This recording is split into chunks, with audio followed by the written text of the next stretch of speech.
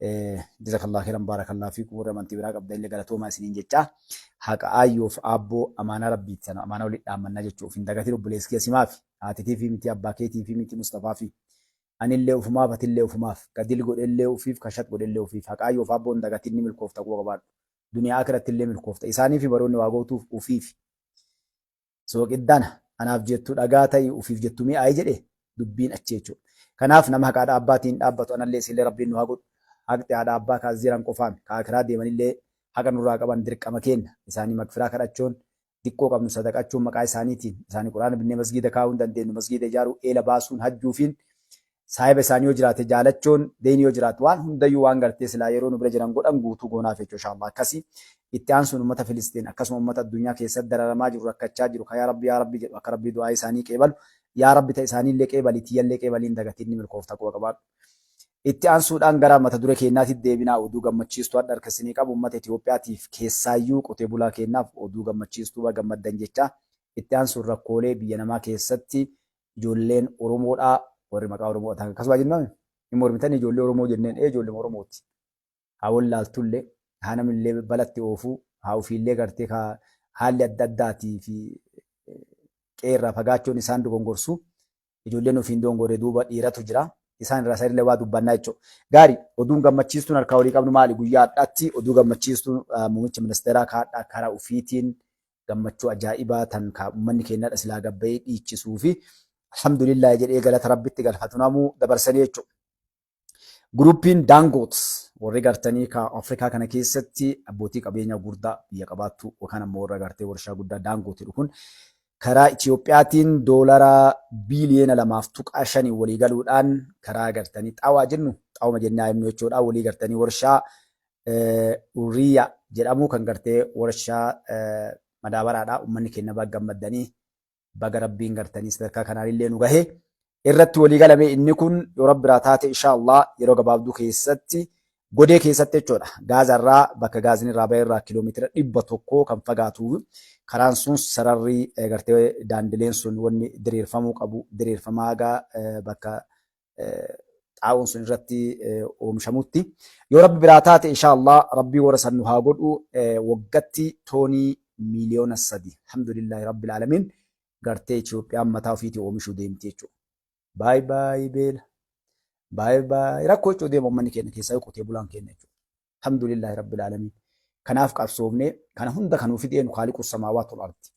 Biyyoonni waan kana oomishan biyyoota xiqqoodha. Madaabaraan gartanii waan taphaatii miti wanni kun yookaan xaa'oon akkasumas beeytanitti biyyi teenya alhamdulillahi gara hundaanuu albuuda lafaa qabduuf qabeenya isiif fayyadamtuuf gaafa ilmi isii kan isiif yaadu gara gartanii taayitaa yookaan ammoo hangootti dhufetti biyyi kun jijjiirama gugurdoo keessaayyuu hawaasa keenya nyaataa dhugaatii wanna ilma namaatiif barbaachistu waan hundaan duratti isii kan gartee rakkoo irraa furuudhaaf wanni kun yeroo gabaabduu keessatti waliigalteen kun godhamee Itoophiyaadhaa fi warri gartee warshaan kun Daangoot jedhan kun waliigaluudhaan shaffisaan wanni kun eegalamee akkaataa itti gartanii ji'a akkas 40 keessatti xumuramee uummata Itoophiyaatii fi karaa qonnaatiin gartee rakkoolee karaa oomishaa qabu guutuu isaa furuudhaa fi uummanni keenya bira dabree akka inni addunyaallee nyaachisu yookaan ammoo addunyaan dhaqqabu gochuudhaa fi wanni kun dhufee alhamdulillahi rabbii sadarkaa kanaan nu gahee biyya kalee beelaaf lolaaf wallaalaan beekamtu kana dhufi waan hundaa oomishte karaa gartee keessaayyuu jechuudha. Keessaayyuu waan amma dalagame caalaa wanni guddoon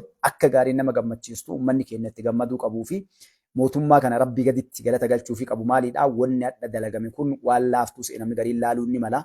Irra guddaan kan wanni kun jiraachuun oomishni biyya keenyaa ni dabalaa qotee bulaan keenya karaa salphaan gatii gabaabaadhaan biyya ofii keessatti asii waan oomishamuuf yoo argatee jedhe gartee karaa oomishaatiin uummanni keenya of danda'e of bira dabree uummata Itoophiyaa warra gartee hojjettoota mootummaatiif warra gartee magaalaa qallabee of bira dabree biyyoota ollaa Afrikaa fi addunyaa gartee inshaallah rabbi biraa taate nyaachisuu deemnaa jechuudha. Kun waan guddoodha. Waan kalee silaa mootummoonni dabran guutuun sooqiddaan maal kanaan duratti itti yaadamuu qabu waan kana jechuudha. Laalaa garaagarummaa mootummaa dabreetiif mootummaadha. Nama biyya nama keetiif nama hambaa garaagarummaa isaa laalee jechuudha. Rakkooleen furame yoo isin laaltanii gartanii biyya ollaa keenyaa kanatti Burkina Faasoo keessa wanni dalagamaa jiru isin laaltan tilaaktera 400 kenname akka ajaa'ibaa kanatti addunyaa irratti haasamaa jechuudha. Biyya keenya keessatti tilaakterri 3,000 4,000 yeroo ammatti uummata keenya kombaayinarri wanni hundi akkaataa uummanni keenya oomisheetuuf danda'utti keessaayyuu gartee kudaara wanna namootaaf fayyadaman waan akka burtukaana, paappayee, mangoo, qamadii akkatti oomishan uummanni keenya waan mi'eessituu irraa gara dura nyaatuuf danda'utti jiru mootummaan kun irreedhaan kan namni keenya ji'a sagal lafee ji'a sadii qofa dalagu akkaataa itti masnoonis yeroo balgii jedhamu roobni deebuunis itti oomishatuuf uummanni keenya kana bira dabaree osoo itti qoosan akkaataa iddoo ofii keessatti waan akka qaaraa waan jedhaniin timaatima, shaanaa, wannoota salaaxaa jedhan kanneen uummanni akka salphaatti ganda mana isaa jalatti lafa kan qabne even gidaara isaa yookaan ammoo woola kan isan irratti karaa salphaan akkaataa itti danda'u muummichi ministeera masaraa mootummaa keessatti yoo xiqqaate kuntaala 600-700 ol oomishuudhaan lafa namni kalee gartee lafa teessu warroota bakka bu'oota uummataa nama 543 kanaaf kuntaal tokko hiruudhaan akkaataa namni hundinuu ganda ofii galee waan san dalagatu godhuun hedduu namaa achirraa fudhatee hadhuuf danda'e waan hedduu dalagaa jira warra barbaadnu jedhe malee jechuudha. Biyyi teenna dachiin teenna waan barbaadnee itti gannanne ol deebisti. Garuu namni keenya gam kaadha shaanaa ganda facaafatu.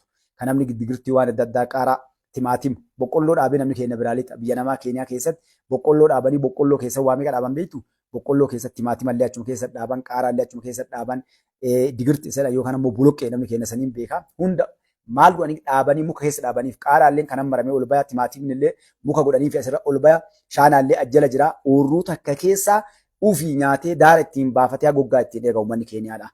Bishaan hin qaban akka lafa teennaatitti. Keenna ka bosona qabu lafoonni hedduun ka gaaraa ka shaanaa yoo ati dhaabde raafuun yoo ati dhaabde dhaabbata qixaa namaatiin dhaabbatu ifanyi facaasu jechuudha. Shaanaa yoo feetee hadha warra gartee oomishee as fidutti supparmaarkeetii hadha magaalaalee guddoo keessa eegalame ati hundi ittiin argattu. Wanni gatii qaaliin gurguramu madda uummanni keenya garuu ufiyyuu nyaatanii tuffata shaanaa jedhan gartee. Kanaaf akkas inshallah wanni kana isinitti tuqu barbaadeen maali uummanni keenya ka of jijjiiruu danda'uun karaa oomishaa karaa gartee ittiin shaffisaan maaliif oomishni kun waan hedduu of keessaa qaba. Biyyoota guddatte keessatti nu bira qotee bulaa jennee wal arrabsina.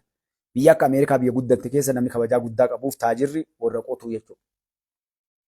Oorruu takka irratti warri biyya alaa jiru argee akkatti qotan galii nagamii irraa galu wantaa tokko yookaan ammoo sangaa tokko isa nu jedhu. Kaaree meetira 200 waan namni keenya kaaree meetira 10,000 irraa galchin jechuudha.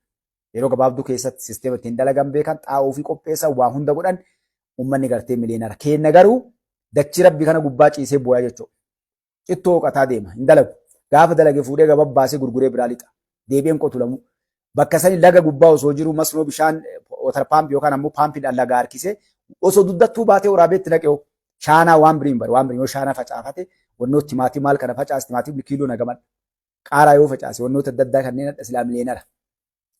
Akkas inshallah kun hunduu jijjiiramu deemuu jirti wanni kana dhaabbadhee isinii tuqee fi wanni guddoon akka muummicha ministeeraa dhaabbichuuttis dabarsan bagga maddan jechuudhaan adda miidiyaan dhiyaatanii dabarsan gaafa gaazaallee akkas nuun hin jenne jechuudha. Bakka bu'oota uummataa irra dubbatan malee gabbanii uummataaf hin dabarsine. Adda garuu uummataaf gabbanii bagga maddan keessaa qotee bulaan kenna isiniin jedhan bagga maddan ilma keessan jabaa keessan jabeeffadha nagaa naannoo keessanii akkanumaan waan bu'aan qabne warra akkanumaan gartee isin duulchisee ufiin duulu bara warra isin duulchisee uf isin nyaachisee akkan dalagan akkan bocan akkan qotan ilmaan teessan gandaa yaasee isin onatti isin hambisuu deemu warra ololaan dhagaa isinitti guuree gartee dhagaa isin kennee hoodhaa mataa of dhayaa wal falaxaa isiniin jedhu kanarra nama waa isinii dalagu nama isin dura deemee waa isinii gartee garsiisuu jiru kana deeggaruudhaan cinaa dhaabbadhaa isiniin jenna. Kanaafuu aabbichuu rabbi umurii haa dheeressu.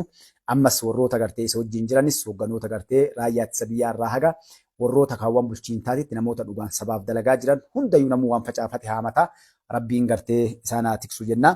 Qabxii itti aantu seenna jechuudha. Qabxiin itti aantu ilmaan Oromoodhaa osoo dubbachuu baadhee le'anii silaamaa na wannan jettu maaliif rakkoolee namoonni keenya ittiin deeman kana yoo xiqqaatte ji'a keessa yeroo takkan dubbatan fakkaatee yeroo waa galan. Rakkoo namni keenya ijoolleen keenya galaa dalagadhaa dhiisaa namni biyyaan bahin sheenni qeeysiin abbootiin amantii hayyoon ummata keenya ijoollee biyya rabaa ergan rakkoolee deemu kana lakkaa dhaabaa isiniin jenna. Namni gariin waan amma deemaa jiru kana waan kalee dheengaddaa dhiyoo kanaas ilaala. Wanni waan waggaa dheeraa jiru asiin dura naftanyootatu nama kenna alatti akkas gochaa ture. Mootummoonni dabran guutuun namni keenya akka gabbayee ijaan banannee fi biyya namaa keessallee baqateellee akka gariin dhandee nama ofii leenjisanii keessaa biyyoota Arabaa Suudi Arabiyaa keessatti maqaa irraa jijjiiranii maqaa Islaamaa dubartii fi dhiirallee ittonna godhanii hanna wanni Suudi Arabiyaa keessa gadhaabe warra kana. Hanna zinaa namni keenya akka amantiin Islaamaa kana fudhataman arganne biyyoota ollaa keenya kan nagaan jiraan wanni hedduu dalagamaa ture. Haa ta'u Addo inni irraa dubbachuu barbaadu maali? Waan amma sooshaal miidiyaa kana gubbatti deemaa jiru. Maaltu deemaa jira sooshaal miidiyaa gubbatti? Womas gubbaa teennee iyyaa turre. Amma namoonni garii wal ajjiifachuu Arsiin akkasii, Harargeen akkasii, Shawaan akkasii, Gujiin akkasii. Namoonni Arsiin akkasii, Harargeen akkasii, Gujiin akkasii yeroo as deebi'an Oromoodhaa ofiin jedha. Eegaatu Oromoo taate Oromoo jechuun maal jechuudha? Maqaa namaatiin Oromtichi ilmaan qabaami obboleewwan. Garuu hadha Arsii Hararge jedheeti wallaalaan achi bahee dhagaadhaan haga muka walitti gartee walitti suuqu bahe. Kophee wal nyaachisa. Eenyu wallichaaf Arsichi, eenyu Harargichaaf Arsichi, eenyu Jimmichaa fi Harargichi. Yoo as deebi'an nu tokko zarraa fi'an jechuudha. Meelaan yeroo nuti jarana zabanni keessa jirru kun wanni gartee wal ijaaree deemu kun diina ummata keenyaati. Adhallee diinni ummata keenyaa rafaan jiru yeroo jedhu namoota hedduun galle. Wanni dalagamaa jiru ijoollee sanii miti ijoollee duuba dhiira jira.